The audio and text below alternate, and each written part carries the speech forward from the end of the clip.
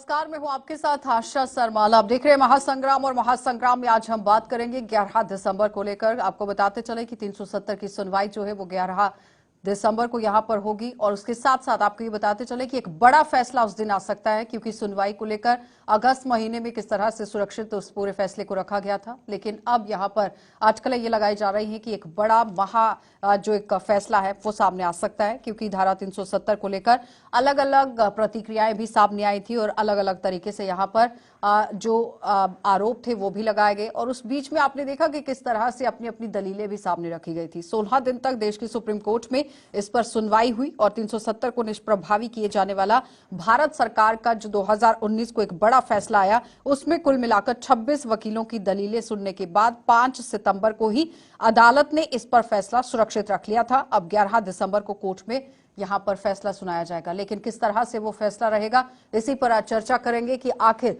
जितने भी विपक्षी पार्टियां हैं, आम जनता है, वो अपनी राय किस तरह से रख रही है कि किस तरह से ये फैसला आने वाले समय में सुना जा सकता है। तो इस वक्त पैनल में हमारे साथ बीजेपी पार्टी से अभिजीत जसरोटिया हैं, आपका बहुत बहुत स्वागत।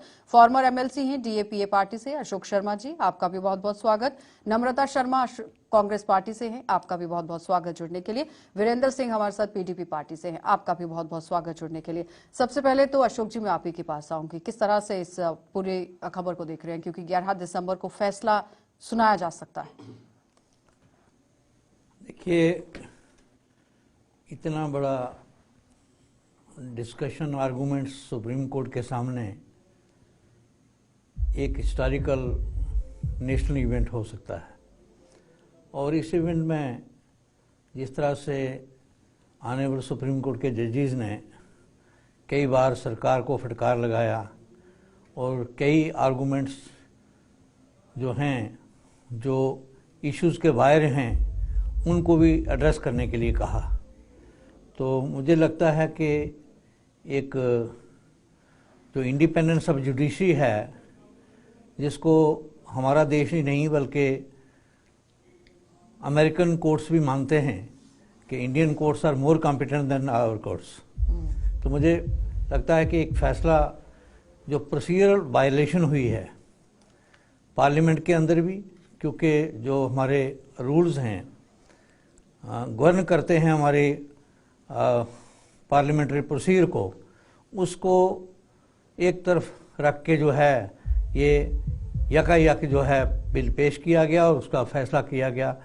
मैं भी लेजिस्लेटर रहा हूँ 2 टर्म, तो जो हमने एक्सपीरियंस किया है कि एक वक्त दरकार होता है हर एक मेंबर के लिए, चाहे वो सरकार के पक्ष में हो, या अपोजिशन में हो, या इंडिपेंडेंट हो, तो वो वक्त जो है वो नहीं दिया गया। इवन गुलाम नबी आज़ाद साहब जब वेल में बैठे इस बिल के ख़िलाफ़, तो उस वक्त तमाम कैमरास बंद कर दिए गए, और ये आज़ाद साहब ने खुद हमारी मीटिंग में बताया कि जब मैं बेल में बहुत देर हम बैठे तो वो बिल्कुल उसकी सूचना कहीं नहीं थी। तो कोई उनका मित्र जो उनके साथ बेल में बैठे थे वो वॉशरूम गए, और उनका क्योंकि एलओपी का ऑफिस बीच में होता है, और वहाँ जब देखा तो वहाँ तो बेल दिख ही नहीं रहा। फिर वापस आके उन्हें आके अपने बात जो है वो अपनी चेयर पे आए, तो वहाँ से अपनी सीट से उन्होंने जो कहा वो तो सारी दुनिया ने सुना कि उनको तो यहाँ तक कहना पड़ा कि आपने जम्मू कश्मीर को, जो एक प्रिंसली स्टेट थी, जिसको एक मुल्क के मानद दुनिया के नक्शे पर रखा गया था, और उसके बाद कई हिस्से उसके जो हो गए, कुछ पाकिस्तान के पास, कोई चाइना के पास, और कोई कहीं और कहीं कहीं, उसके बाद जो जम्मू कश्मीर और लद्दाख 3 रीजन रहे थे, इनको सदर रियासत था और फिर बाद में गवर्नर हुए, और उसको भी एक लेफ्टिनेंट गवर्नर के हवाले, यानी एक एडमिनिस्ट्रेटिव टेरिटरी बना के जो है आपने रखा, और इस रियासत का बेड़ा गर्क कर दिया, आपको याद होगा। तो इस तरह से मुझे एक्सपेक्टेशन है कि इंडियन जुडिशरी सुप्रीम है, और जो भी फैसला होगा वो बिल्कुल लोगों के पक्ष में होगा। ठीक है, अभिजीत जी। देखिए, आशा जी, ऐसा है कि देश एक संविधान से चलता है, कानून से चलता है, और जिस तरह से माननीय उच्चतम न्यायालय की बात खुद ही अशोक जी ने कर दी, उच्चतम है और सबसे उच्च यही है। यहाँ के किए हुए फैसले जो हैं वो पूरी दुनिया में उसके रेफरेंस देकर लोग अपनी बाकी देश अपनी कोर्टें चलाते हैं। तो पूरा विश्वास है हमारे को उच्चतम न्यायालय पे, और अगर कोई चीज़ वहाँ पर विचाराधीन है और उसके बाद अब इसका फैसला भी आने वाला है, तो कहीं ना कहीं मुझे लगता है बड़ा सोच समझ कर इसका फैसला किया जाएगा। रही बात जिन चीज़ों को लेकर लोगों को जिसमें भी एतराज़ है, जहाँ पर जो भी कुछ किया गया उस देश के कानून के अकॉर्डिंग किया गया। हिंदुस्तान है, तालिबान तो है नहीं है कि वो अपनी मर्जी से सब कुछ कर लेगा। यहाँ पर जो कुछ भी किया गया लोगों की मर्जी से, और मुझे लगता है जनता जनार्दन सबसे ऊपर होती है। 148 करोड़ का जो ये मुल्क है, जो उस मुल्क को चलाने के लिए अपनी गाड़ी कमाई में से टैक्स देता है तब ये मुल्क चलता है, उनकी मर्जी किस चीज़ में, ये भी मुझे लगता है एक चीज़ को देखी जाएगी। रही बात जी आशा जी, सबसे पहले तो जो सुप्रीम कोर्ट का फैसला आएगा, सबकी नजरें उस पे हैं कि क्या फैसला आएगा 11 तारीख को, क्योंकि उसे रिजर्व रखा गया था। और 60 घंटे की जो एक लंबी चौड़ी बहस हुई कि किस तरह से, और हमने जिस तरह से उस प्रोसीडिंग्स को सुना और देखा, और चंद्रचूड़ जी ने जिस तरह से कहा कि उसमें बहुत सारी टिप्पणियां की गई कि अब क्या था उसमें और आपने क्या छीना और किस तरह से ये छीना गया। देखिए, एक प्रोसीजर तो था जो अनपार्लियामेंट्री तरीके से वहां उस पर हमें एतराज है। एक अनडेमोक्रेटिक तरीके से 370 को हटाया गया, बिकॉज ये लेजिस्लेटिव असेंबली के पास ये इख्तियारात थे, जिसे कॉन्स्टिट्यूंट असेंबली को दिया गया और फिर उसे गवर्नर के पास यहाँ भेजा गया, और फिर गवर्नर ने वो इख्तियारात पार्लियामेंट्री को दिए। तो किस तरह से पावर को शिफ्ट करके ये सब किया गया, और बिल्कुल ये अनडेमोक्रेटिक था। अगर कुछ होना भी था, CWC की मीटिंग में जो हमने कहा अगर कुछ होना भी था, it should be in a democratic वे। और हमें पूरा एतबार है न्यायालय पे, उच्चतम न्यायालय पे, कि जो भी फैसला आएगा वो सबको बिल्कुल मान्य होगा। और हमारा यही मानना है कि ये अनडेमोक्रेटिक था और ये बिल्कुल ठीक नहीं था। और नक्शे से, भारत के नक्शे से एक स्टेट को हटा दिया गया। कितना दुर्भाग्यपूर्ण है कि एक स्टेट को, जो प्रिंसली स्टेट थी, उसको भारत के नक्शे से ही खत्म कर दिया गया और उसको तितर बितर करके 2 हिस्सों में उसको तोड़ दिया गया। 2 चीजों का जवाब मैं यहाँ देना चाहूंगा, अनडेमोक्रेटिक और CWC कांग्रेस वर्किंग कमेटी, 2 का जवाब मैं जरूर देना चाहूंगा। सबसे पहले डेमोक्रेसी और अनडेमोक्रेटिक चीज़ों का फ़र्क ये लोग बताएंगे, जिन्होंने जब धारा 370 हमारे सिर पर ला दी थी, थोपी थी ज़बरदस्ती हमारे सिर पर, उस समय कौन सी डेमोक्रेसी आपने दिखाई थी, ज़रा ये बता दीजिएगा। कौन सा अपर हाउस, कौन से लोअर हाउस में बिल गया, कहाँ डिस्कशन इसके ऊपर हुई? सिर्फ और सिर्फ नेहरू जी ने शेख साहब के कहने पर प्रेसिडेंशियल ऑर्डर से ज़बरदस्ती हमारे सिर पर 370 थोप दिया। डेमोक्रेसी अगर इसको कहते हैं तो ऐसी डेमोक्रेसी कांग्रेस को ही मुबारक है। हमें ऐसी डेमोक्रेसी नहीं चाहिए। अब डेमोक्रेसी किसे कहते हैं? लोअर हाउस अपर हाउस में बिल आता है और उसके लोअर हाउस के नुमाइंदे अपर हाउस के नुमाइंदे इसको पास करते हैं, फिर प्रेसिडेंट के पास ये बिल जाता है। और लोअर हाउस अपर हाउस का मतलब है 148 करोड़ लोग वहां बैठे थे, क्योंकि वो जो चुने हुए नुमाइंदा वो 148 करोड़ लोगों के नुमाइंदे थे, जिससे इससे बड़ी डेमोक्रेसी और मिलने की बात। कांग्रेस वर्किंग कमेटी, आपकी खुद की कांग्रेस वर्किंग कमेटी में कितनी डेमोक्रेसी है तो इतिहास निकाल के देख लीजिएगा। जब 13 में से 12 लोगों ने सरदार वल्लभ भाई पटेल को अपना आपका कांग्रेस का वर्किंग कमेटी का चीफ बनाने की बात की थी, और नेहरू जी ने गांधी जी के आगे किस तरह से क्या कर और खुद बन गए थे। आपकी डेमोक्रेसी का पार्ट ना पढ़ाएं किसी को। आप हमें पता है कांग्रेस वर्किंग कमेटी में कितनी डेमोक्रेसी होती है। डेमोक्रेसी तो आपके उसमें है, जहां मोदी जी और अमित शाह के अलावा भारतीय जनता पार्टी को कोई और जानता ही नहीं, कि आज कोई बच्चा नहीं जानता रेल मंत्री कौन है, आप नहीं जानते, पूरी दुनिया जानती है। बड़ी बड़ी दुनिया के प्रधानमंत्री आके माथा टेक रहे हैं, दुनिया के प्रधानमंत्री आके माथा टेक रहे हैं मोदी जी को, पूरी दुनिया जानती है।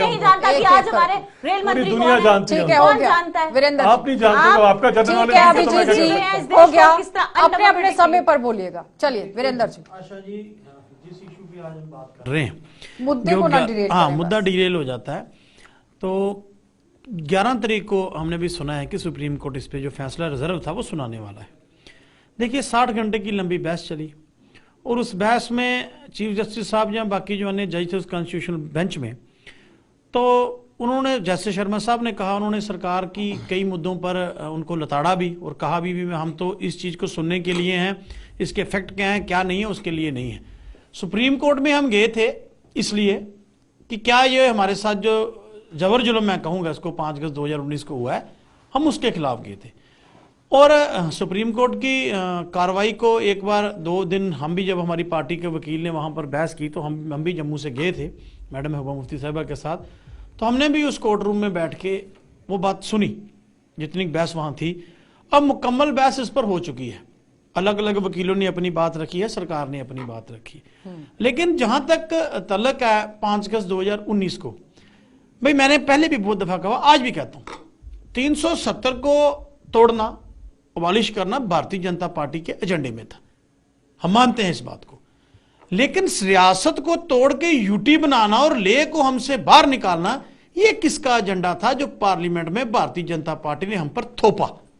थोपने का लफ्ज इन्होंने इस्तेमाल किया मेरे भाई ने।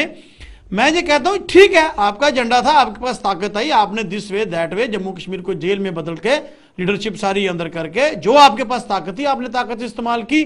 लेकिन वो एजेंडा तो आपका था, हम मानते हैं, लेकिन ये स्टेट को यूटी बनाना और लेक, मेरी बात पूरी होने दीजिए, और लेक उसमें से निकाल देना, वो किसका एजेंडा था? नंबर 1। नंबर 2, अब सुप्रीम कोर्ट का जो फैसला होगा हम सब ने मानना है। देखिए सुप्रीम कोर्ट का फैसला जब आ जाएगा फिर उसके ऊपर बात करेंगे। बाकी ये एक जिदोजहद है 370-35 ए की, हम जिदोजहद क्यों? क्योंकि जम्मू कश्मीर के लोगों ने, जैसे उन्होंने कह दिया कि शेख साहब या नेहरू जी ने, मैं ये कहना चाहता हूं कि महाराजा साहब का नाम तो आप भूल ही गए, जिन्होंने इस रियासत का विलय हिंदुस्तान के साथ किया। उन्होंने हमें कॉन्स्टिट्यूशनल गारंटियां लेके दी। वो सुनिए, सदर रियासत से हम चले, गवर्नर पे आ गए, गवर्नर से एलजी। अब मेरा ये है कि कई म्युनिसिपैलिटी के कमिश्नर के नीचे हमें मत रखना, मैं इनसे ये कहना चाहता हूं। जवाब दीजिए अभिजीत जी। चले, म्युनिसिपैलिटी में आने के लिए म्युनिसिपैलिटी के चुनाव जीतना जरूरी है। वो चुनाव कराओगे तो जीतेंगे ना, वो तो भागे आप। फिलहाल तो आप कराते हैं चुनाव तो आपको पता चलता है फिर जम्मू शहर में किसका बना है। फिलहाल तो बिजबेड़ा में आपका आते ना आप चुनाव आओ ना, आगे की मैं बात तो ओपन करते हैं। चैलेंज करता हूं। अब मैं इनकी बातों का जवाब जरा आपको देता हूं। दीजिए मेरी अब मैं बात। इनकी बातों का जवाब देता हूं। सबसे पहले इनको ये इल्म होना चाहिए कि लेह की, लद्दाख के लोगों की, खैर आपको क्या पता लोगों की डिमांड क्या चीज होती है। लद्दाख के लोग जो है पिछले 24 साल से, 25 साल तो मुझे हो गया उनको देखते हुए, जो यूटी के लिए अपनी लड़ाई लड़ रहे थे। इसीलिए आपको निकाला, सुन लीजिए ना, धरने हैं, इसीलिए कारगिल से आपको निकाला। बीच में बोलोगे ना, फिर मैं अगर बोलने पर आया तो फिर मैं किसी को नहीं बोलने दूंगा। मैं सभ्यता को ना लांघना नहीं चाहता, मैं सभ्य ढंग से बात कर रहा हूँ। आपको मौका दिया मैडम ने पूरा बोलने का, अब मेरी बारी, सुन लीजिए। आपको नहीं पसंद आएगा आप जरूर बोलिए, डेमोक्रेसी है हिंदुस्तान में, यहाँ पर कोई आपकी पार्टी का, शुक्र है आपकी पार्टी का डिक्टेटरशिप नहीं है, ना परिवारवाद है। आप मुद्दे पे आ जाओ। हाँ, मुद्दे पे आ रहे हैं। आप देखते हैं इन्होंने माननीय उच्चतम न्यायालय की बात की। अरे आप न्यायालय को मानने कब से शुरू हो गए? 2008 अमरनाथ लैंड रो हाई कोर्ट का डिसीजन आता है कि चंद हिंदू श्रद्धालुओं को अपनी छत छुपाने के लिए सोनामर्ग में जगह दे देनी चाहिए, बालटाल में, और आपकी मैडम तो उसको फाड़ कर और यहाँ पर हिंदू वर्सेस मुस्लिम और डोगरा वर्सेस कश्मीर करा दिया। आपको न्यायालय की, आपको न्यायालय की इज्जत करना आपने कब से शुरू किया, ये बताइए। आपको न्यायालय की फिक्र होगी, न्याय की फिक्र होगी। न्याय और न्यायालय आपके मुझे अच्छा नहीं लगता। ठीक है वीरेंद्र जी। अशोक जी, देखिए, एक बात तो हम सबको माननी पड़ेगी कि चाहे भारतीय जनता पार्टी का मुद्दा 370 को हटाने का था, लेकिन आज हमारे जम्मू कश्मीर के लोगों को भारी पड़ रहा है। आज अभिजीत जी, जो हमारी हालत यहाँ हो रही है, ये शायद कभी ना हुई थी, और आगे क्या होगा ये नहीं कह सकते। आज छोटे छोटे ऑफिस जो हमारे डिस्ट्रिक्ट के हैं, वहाँ भी डाटा ऑपरेटर जो हैं बगैर किसी सिलेक्शन के बाहर से आके लग रहे हैं। बिजनेस उनके हवाले हो गया है, कॉन्ट्रैक्ट सारे के सारे उन्हीं के हाथ में हैं। यहाँ सबलेट होते थे, अब 4-4 बार सबलेट के आगे सबलेट हो रहे हैं। हमारा व्यापार, मिनरल्स जो हैं, रात को, आधी रात को यहाँ से निकलना शुरू होते हैं, और सुबह 4 बजे तक जो है वो गाड़ियाँ बड़े बड़े ट्राले भर के बाहर निकलते हैं। तो ये यहाँ हमें, अगर आप ईंट देखेंगे तो कितनी महंगी हो गई है, रेता और बजरी कितना महंगा हो गया है, और कितनी गाड़ियाँ जम्मू कश्मीर की जो हैं वो अब उसके उनके ऊपर फाइन और उनके ऊपर FIR लग रही हैं, लेकिन जो बाहर से आ रहे हैं उनको कोई पूछ ही नहीं रहा। वो आ रहे हैं, जा रहे हैं, ईंट पंजाब से आ रही है। सबसे पहले तो बात ये आती है कि कौन बाहर से आ रहा है, कौन अंदर से आ रहा है, इनको कुछ ज्यादा उसके बारे में मैं कह नहीं सकता। लेकिन बात नहीं, और ड्रग्स भी पूरा हिंदुस्तान, मैं बोलूँ अशोक जी, नहीं, मैं आपको बाहर अंदर से आपने कहा तो मैंने सोचा याद करा दूं आपको। नहीं, याद हमें सब कुछ है, हमारे को सब कुछ याद है, हमारे को पूरी, जिस आपकी पुरानी पार्टी में तो उनका भी सब कुछ याद है हमारे को, लेकिन इस समय हम मुद्दे पे ही रहते हैं, ज्यादा बढ़िया रहेगा। देखिए, सबसे बड़ी बात यह आती है कि धारा 370 का फायदा किसको पहुंचा है और क्यों लोगों को यहां पर क्यों प्रॉब्लम हो रही है, मुझे नहीं पता। क्या ये चाहते थे कि हमारे यहाँ की बच्ची, हमारे यहाँ की महिलाओं को हक ना मिले? क्या ये चाहते थे कि वो जो वेस्ट पाक रेफ्यूजीज यहां पर है अभी भी एलियन की जिंदगी बिताते रहते? क्या ये चाहते थे कि वाल्मीकि समाज जिसने 30-35 साल तक, आप जो पुरानी पार्टी उनके सहयोगियों की यहां पर गंदगी साफ की, उसके बाद उनके बच्चे आज भी जो है गंदगी साफ करते हैं, पीएचडी पढ़ने के बाद भी सफाई कर्मचारी की नौकरी करते रहते? क्या ऐसा आप चाहते थे? क्या आप चाहते थे गोरखा समाज जिन्होंने महाराजा हरि सिंह की फौज में भी नौकरी की थी, उनको भी यहां पर कोई रिकॉग्नाइजेशन ना मिले? अरे कितने सारे आपके कानून थे जो आज तक आपको नहीं मिलते थे। आज आप उन लोगों के क्यों दुश्मन बने हुए, क्यों इस तरह की बातें करते हैं आप? ठीक है, देखिए एक मिनट अशोक जी आ रही हूँ, एक मिनट मैं क्लियर करूंगा इस बात को। देखिए, जम्मू में मैला उठाने का काम होता था, क्या आपने बंद कर दिया है? क्या आपके वेस्ट डिस्पोजल प्लांट जो हैं वो काम करना शुरू कर गए हैं? क्या आपने तभी को स्वच्छ कर दिया है? क्या ये जो स्मार्ट सिटी में नालियां खोद रहे हैं, क्या खोदना बंद कर दिया है? यानी क्या हुआ है 10 साल में, ये बता सकते हैं कोई? जवाब दे लेता हूं। नहीं, अभी एक ही बार में जवाब दीजिएगा, इसके नम्रता साथ आप जी। उत्तर दीजिएगा, क्योंकि मैं उसमें ऐड करना चाहूंगी। अभिजीत जी, आपने बहुत लंबी चौड़ी बातें करी। आपने कहा कि ये महिलाओं को हक नहीं देना चाहते थे, ये फलां नहीं करना चाहते थे, ढमाचा नहीं करना चाहते थे। आज सब कुछ करते। ऑलरेडी जो कुछ 370 में था, इट वॉज इरोडेड। धीरे धीरे उसे खत्म किया गया था। देश के संविधान, जिस तरह सुप्रीम कोर्ट यहाँ पे काम करता था, आर्मी यूनियन टेरिटरी से पूरा सब कुछ कब्जा था, हर चीज ठीक चल रही थी। इस तरह से अगर आपकी मंशा सिर्फ महिलाओं को हक दिलाने की, गोरखा समाज को हक दिलाने की थी, वेस्ट पाकिस्तानी रिफ्यूजी को हक दिलाने की थी, वो की जा सकती थी। लेकिन जिस तरह से असंवैधानिक तरीके से आपने जो राइट्स कॉन्स्टिट्यूशन के पास, कॉन्स्टिट्यूंट असेंबली के पास नहीं थी, आपने किया क्या? वो सही था?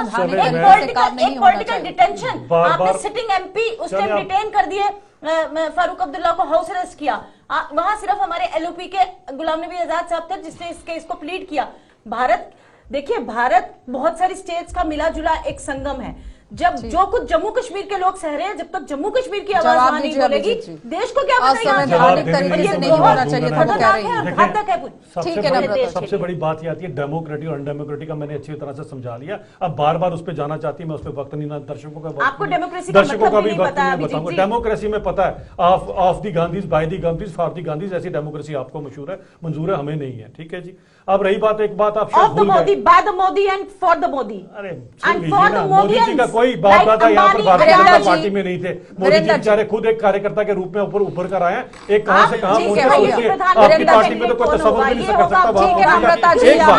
एक बात जो मैं बड़ी इंपॉर्टेंट कहना चाहता हूँ, इसके साथ ऐड करना चाहता हूँ, क्या तरह से नहीं होगा, शोर के साथ नहीं होगा। देखिए, ये पार्टी डिसाइड करती है, ऐसे नहीं होगा नम्रता जी। देखिए, ऐसे है कि अभी मेरे भाई जसरोटिया साहब कह रहे थे, तो उन्होंने बात न्यायालय की और न्याय की बात की, तो मैं थोड़ा सा ध्यान इनका ला देना चाहता हूं भारतीय जनता पार्टी पर। सुप्रीम कोर्ट ने 2 महीने पहले दिल्ली गवर्नमेंट पर एक फैसला दिया था, याद होगा हम सबको, ज्यादा लंबी बात नहीं है, 2-3 महीने पहले। तो आपने न्यायालय की कदर ये की कि रात को फैसला आया, शाम को, अगले दिन सुबह आपको पार्लियामेंट बुला के एक नया कानून बनाना पड़ गया। क्यों? क्योंकि आप अपोजिशन की सरकार को वहां चलने नहीं देना चाहते। क्यों? जो सच है इसमें कोई झूठ बता दीजिए। अगर सुप्रीम कोर्ट का या न्यायालय का आपको इतनी कदर है तो यार महीना ठहर जाते, 2 महीने ठहर जाते, करने नहीं देते वो भी इंप्लीमेंट। लेकिन नहीं, आप हर हाल में सत्ता में काबिज होना चाहिए, नंबर 1। नंबर 2 बात, ये मेरी को पर्सनल किसी के साथ हमारी लड़ाई नहीं है, हम जम्मू कश्मीर के लोगों की बात करते हैं। आप कहते हैं कि हमने 370 तोड़ के जम्मू कश्मीर में बहुत बड़ा काम कर दिया। भाई, आपकी 370 5 अगस्त 2019 के बाद आज तक सर्विस सिलेक्शन बोर्ड की 4 लिस्टें निकली है, चारों आपने क्वैश की और कहा है इसमें चोरी होगी। ना आज तक चोरी का पता चला, ना चोर का पता चला। क्वैश आपने लिस्टें कर दी। नौजवानों का सुनिए आप बोल तो रहे हो, आप चुप करके सुन लो ना, सुन तो लो ना मेरे भाई। आप जो इल्जाम लगाएंगे उसका मैं जवाब दूंगा। फिर आपने कहा कि हमने जम्मू कश्मीर में, जैसे शर्मा साहब ने कहा, आप मुझे बताइए, आपने बहुत राग लापा था भारतीय जनता पार्टी ने कि नया जम्मू कश्मीर बनाएगी, इंडस्ट्री पॉलिसी आएगी। आपकी जो इंडस्ट्री सांबा में थी वो पैक करके वापस जा रही है। मैं सच कह रहा हूं आपसे। हाँ, आपके 2-4-5% आपके लोग होंगे जिनको कोई फायदा, बड़ी कंपनियां आप लाए होंगे। मुझे बताइए कि आपने पिछले 4 सालों में अभिजीत जी 5 अगस्त 2019 से अभी तक कितने जम्मू कश्मीर के नौजवानों को रोजगार दिया, जवाब दीजिए। कितने जवाब आपने, दे दो नहीं मैं। सुनिए ठीक है, कितने वीरेंद्र आपने जी। अरे भाई साहब, कॉलेज सवाल बनाए और कितने जवाब दे हॉस्पिटल दीजिए ना। बनाए, चलिए, ये जवाब तीनों का जवाब मुझे दीजिएगा। हाँ, तीनों का बोलेगा नहीं बीच में। मैं नहीं बोलूं। सबसे पहली बात आती है 370 के अंदर एक और चीज ऐड कर देता हूं, जुवेनाइल जस्टिस। जुवेनाइल का मतलब तो आप समझते ही होंगे, छोटे छोटे बच्चों के साथ यहाँ पर त्रासदी होती थी, उसके लिए कोई कानून नहीं था, वो भी 370 की आड़ में नहीं बन रहा था, वो भी बना है। नहीं, दूसरी बात आप that was there. सुन लीजिए गलत- नहीं, misinformation मत दीजिए। Juvenile act is already there. अभी बना है, नो जुवेनाइल नो कोर्ट अब बनी यू है। आर रॉन्ग, यू आर यहाँ पर जुवेनाइल बोर्ड अब बना है, अभिजीत पहले जी। नहीं था, पता नहीं कौन सी बात You are wrong, you are wrong. Advocate दूसरी हैं बात- Ashok Sharma ji, Ashok Senior Sharma ji advocate। Clear कर मुझे दीजिए क्लियर पहले। कर दीजिए, जुवेनाइल इससे पहले जुवेनाइल बोर्ड था क्या जम्मू में? 5 no no juvenile act Women juvenile Commission act को ऑलरेडी बात देयर। कर लीजिए जुवेनाइल फिर। बोर्ड तो नहीं ना था जनाब, तो क्या बात कर रहे हैं? Women जुवेनाइल बोर्ड या Commission बना को लेकर एक्ट भी तो बात बड़े कर कुछ रहे लीजिए। होंगे। बोर्ड बना के किसी को तनख्वाह दे देंगे तो वो काम हो गया। जुवेनाइल बोर्ड काम हो काम गया। करता आ है। जाइए, बहुत मेरे जैसे किसी ने कमर चलिए, को मैं काम मुद्दे दिया पे- तो वो एक-एक काम हो करके गया। इस तरह से नहीं, मैं मुद्दे से अभिजीत। नहीं जाना चाहता, मैं जरा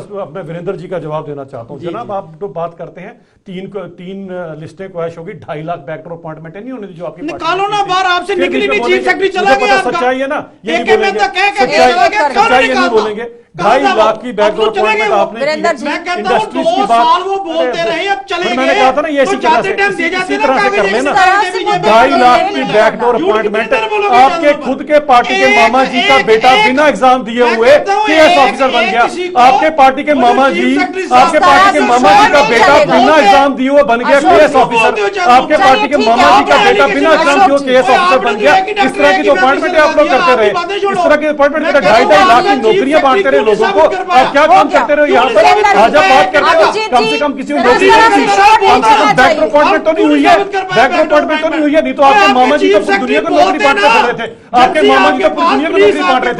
बताएं वो किस तरह से सबसे बड़ा कौन सा एग्जाम दिया था आपके मामा जी ने? अभिजीत जी, हो गया। आपकी पार्टी अशोक के जी, मामा जी ने कौन सा सब कुछ एग्जाम दिया आपके था? पास है। आपके एक पार्टी तरह के से मामा नहीं जी के चलेगा। बेटे ने कौन सा एग्जाम दिया था? अशोक बताओ जी, मुझे निकाल सकते किस तरह से किसी केएस को। ऑफिसर बनाया था निकालो। आपको? किसने मुझे कहने ये पे केएस अशोक ऑफिसर जी, बनाया था चीफ उसको? सेक्रेटरी बातें क्या करते कहके हैं चला गया? आप। सारी वीरेंद्र झूठ जी, फैला फैला के रखी थी यहाँ पर और आज सिर्फ आप 2 बातें करके पार्टियों हमसे के लिए पूछेंगे। बहस नहीं छिड़ाई है यहाँ पर कि पीडीपी पार्टी को खुद से चमकना है, पेपर बीजेपी दिए पार्टी को भी 2.5 अपने आप केएस को ऑफिसर चमकाना बन रहे थे, है। आईएएस ऑफिसर बिना पेपर दिए अभिजीत बन जी, रहे हो थे, गया, बातें कर रहे थे। दोनों का समय हो गया। जरा अशोक जी अशोक की जी, बात का जवाब दीजिएगा, जो मिनरल वेल्थ पे इन्होंने बात करी और चलिए, जिस पे आप इस तरह से नहीं चलेगा कि बिल्कुल आप सुन ही नहीं रहे हैं किसी की बात को।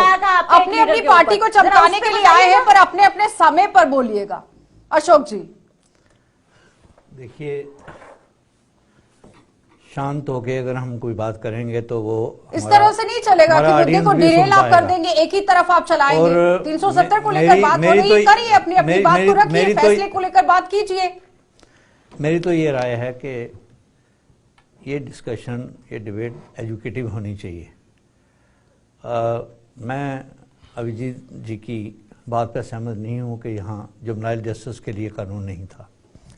ये एक मिस इन्फॉर्मेशन सी लोगों को चली जाएगी, वो डिसइंफॉर्मेशन हम ना दें, विमेन वो कमीशन को ज़्यादा लेकर बेटर भी है। बात की थी मैंने अशोक तो जी, उसके बारे में भी जरा बता दीजिए। विमेन कमीशन को लेकर पहले कितना काम होता था, आज कितना हुआ है, कमीशन कहाँ पहुंची है, टीम गठित की गई थी, वो टीम कहाँ तक मैं पहुंची? आपको मेरी आपसे रिक्वेस्ट है कि जितने भी हमारे कमीशन हैं, किसी कमीशन को प्रॉपरली कॉन्स्टिट्यूट हम नहीं कर पाए पिछले 10 साल में।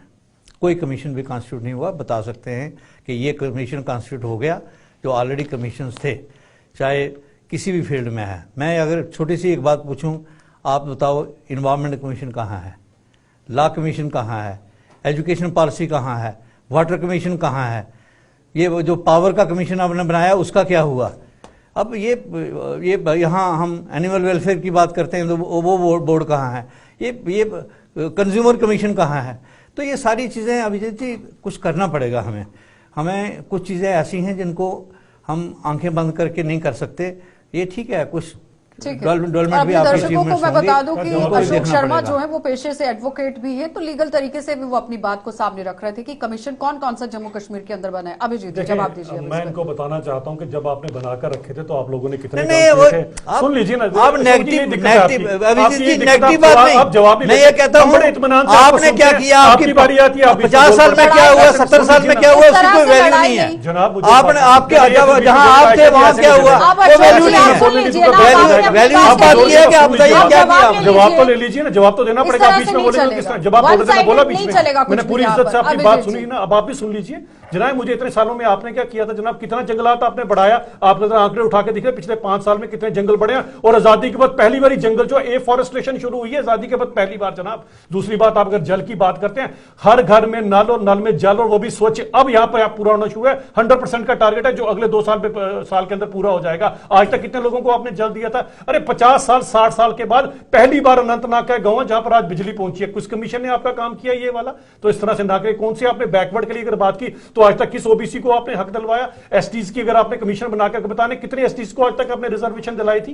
किसके लिए काम किया था जरा मुझे बताएं। आपके जमाने में वो आपकी पुरानी पार्टी ने तो 1996 के अंदर अशोक जी, स्टेट आ रही है ऑटोनॉमी आपके पास, कमेटी के नम्रता अंदर जी। ये सिफारिश कर दी थी कि एससी ठीक और है, हो एसटी गया अभिजीत से जी। उनके हक वापस ले लेने चाहिए। इस तरह का नम्रता तो आप जी। कमीशन यहाँ पर बनाकर ये जो बैठते थे। अभिजीत तो जी- जो लोगों के साथ हो त्रासदी गया आपने अभिजीत 40-50 साल जी। की है अभिजीत जी वो लोगों को का 4 रवैया साल में नजर आ रही ये है। कोई कभी जब मैं अचंभित 50-60 साल की करने बात वाला करता नहीं है। हूँ तो 50 साल क्योंकि का आप आपका सबका रिपोर्ट कार्ड भी और 5 साल है। का मेरा रिपोर्ट कार्ड, दोनों में ठीक है कंपेरिजन अभिजीत होता है। जी। नम्रता जी। जो अभिजीत जी का रवैया है आंसर देने का, ये कोई अचंभित करने वाला नहीं है, क्योंकि भारतीय जनता पार्टी यही कहती है जब इनसे प्रश्न करो 70 साल में क्या हुआ।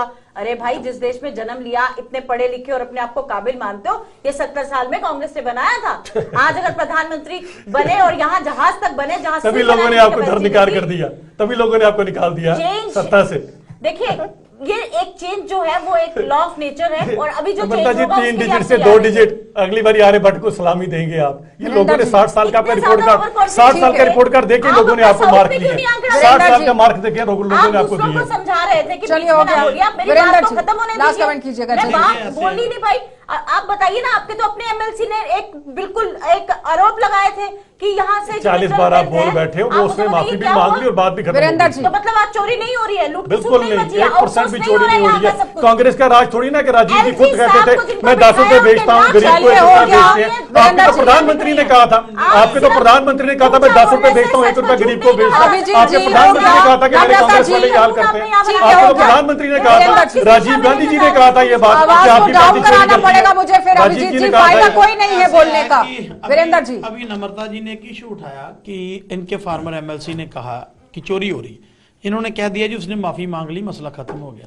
भाई घर दी गड्डी गंडा सिंह ड्राइवर, भाई आप खुद ही इल्जाम लगाते हो, खुद ही एनओसी देते हो, आप जज भी आप, वकील भी आप, एफआईआर भी आपकी, एलिगेशन भी आपके। कार भाई दी चोरी गड्डी ते केएस गंडा अफसर सिंह कार दे ड्राइवर, कार दी गड्डी ते कार दे गंडा ड्राइवर सिंह कार दी गंडा ड्राइवर सिंह, मामा जी ड्राइवर ते यही तो मामा जी परेशानी ड्राइवर ते है। भांजा जी ये गड्डी तो बैग केएस कौन अफसर बोल रहा है? कार दी गड्डी मामा जी ड्राइवर ते अफसर ते भांजा बैग गया गड्डी केएस अफसर बनने वास्ते अभिजीत कार दी जी, गड्डी मामा ड्राइवर ते भांजा बैग गया बिच मैं केएस अफसर बनूंगा मैं कोई एग्जाम नहीं देंगा मैं कोई पेपर नहीं देंगा वो गंडा सिंह सी केड़ा सी वो केड़ा ड्राइवर सी जिसने केएस अफसर दी गड्डी बना छड्या बगैर पढ़े लिखे दे नलायक बना छड्डे वो केड़ा अफसर सी वो केड़ा अफसर सी जिसने केएस अफसर बना छड्या बगैर गल दे उनके बंदे पेपर दे दे के बार-बार बना चलिए, छड्या बहुत बहुत धन्यवाद अभिजीत जी, नम्रता जी, वीरेंद्र जी। तो फिलहाल आप बोल रहे हैं किस तरह से तीनों की चारों पार्टियां जो है वो एक दूसरे पर निशाना साध रही हैं, क्योंकि जो मुद्दा इस वक्त डिस्कस हो रहा था इसी पर चर्चा होनी चाहिए थी, लेकिन आरोप प्रत्यारोपों का सिलसिला